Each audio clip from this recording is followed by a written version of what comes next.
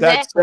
said, the more I began to study the singularity and the future and all of these alternative worlds that were going to be developed and all these different things that we can do, that I'm really excited about now, because I understand what's available and what opportunities are there, especially for underserved populations, especially for people that have disabilities and have been normally held back from having these opportunities. Like, this is going, there's so many game-changing opportunities available for people. But one of the things that's available for people that is a little frightening, Hmm. because there's so, is that these alternative worlds are going to be some people's best lives.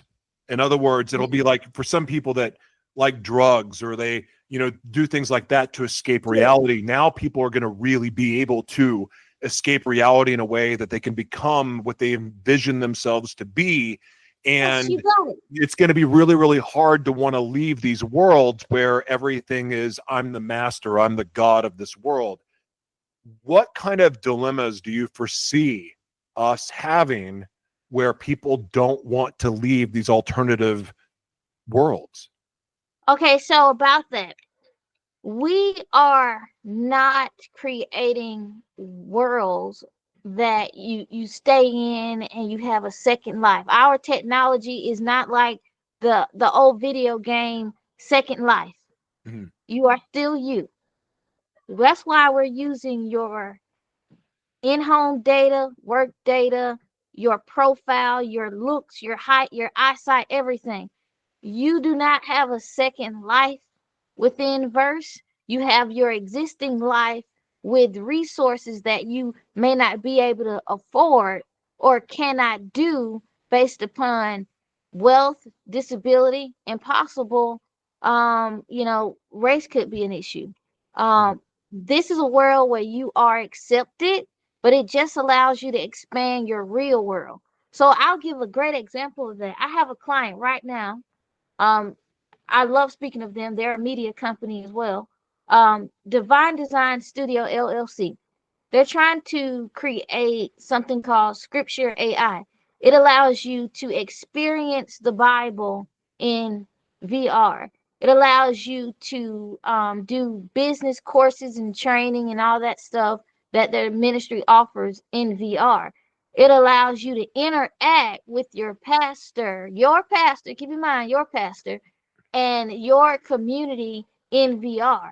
It does not take away from you, still have to live your life. So do keep that in mind. Now we will have something that's an app where you can create your own, little virtual world, but it is more or less going to be immersive, not interactive. And we require you to have both, because if you don't have a physical life and you only have a digital life, we can't receive data from the real world to build a virtual world. So do not get caught up in the virtual environment. It's only to enhance the existing world. Well, that's a selling point for your organization, Microtron AI, and what you all are doing, because some of the other worlds don't have those safety. I'm going to call it a safety parameter. It may not be, but I mean, if I'm a parent Mm-hmm. and I'm wanting to introduce my kids to the metaverse or a verse, or any of the other alternative worlds that have different names, that's a consideration. Is Yeah.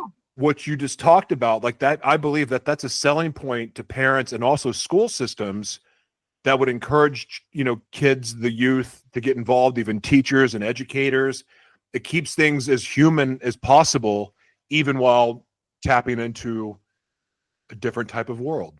So I like that a lot, because even for myself, I mean, look, I I I love my life and I love reality now, and I love my purpose. But I remember a time, you know, not that long ago, 10 years ago, and all the years before that, that I would have lived in the metaverse or a verse as long as possible. Like, in other words, I would have been one of those memes that you would have seen my skeleton with a headset on. That would Oh, have you been me. mean to upload your consciousness Oh, to I would have the uploaded metaverse? everything. to But never wait, good. quick point there. Um, you know, that's the goal of persona. So I don't know the ethics of this, so we're not pursuing the research at this time until there's more reports on the ethics of this. I am open to punches uploading to the persona since they already have your data, and that way your loved ones are left with all the memories and thoughts and ideas you were unable to share.